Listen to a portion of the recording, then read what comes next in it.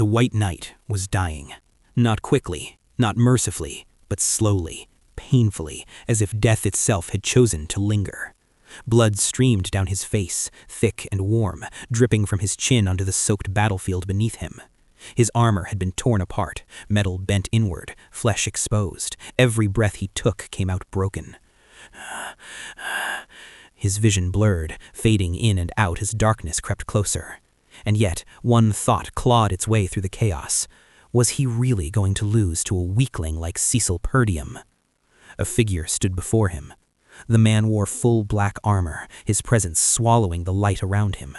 The battlefield behind him was no longer a battlefield, it was a graveyard. Bodies lay torn open, limbs scattered, entrails spilling across the mud. Some soldiers still twitched faintly, not yet fully dead. Then, crunch. The man stepped forward, crushing bone beneath his boot.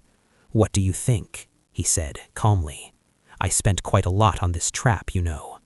The sound of metal scraping followed. Skrrr. A massive battle axe dragged behind him, carving through mud, flesh, and shattered armor alike. He stopped just a few steps away. "Do you like it? My trap?" The White Knight tried to lift himself. He failed. Blood burst from his mouth as he coughed uncontrollably. Are you really Cecil Purdium?" His eyes trembled. "A trap? You're saying you knew everything beforehand?" The Dark Knight tilted his head slightly. "Not just your plans," he replied. A step closer. "Your army.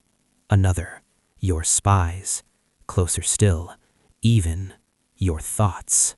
The White Knight froze. "No. And those who supplied you with soldiers." The dark figure leaned forward slightly. "I know it all." Something inside the knight snapped.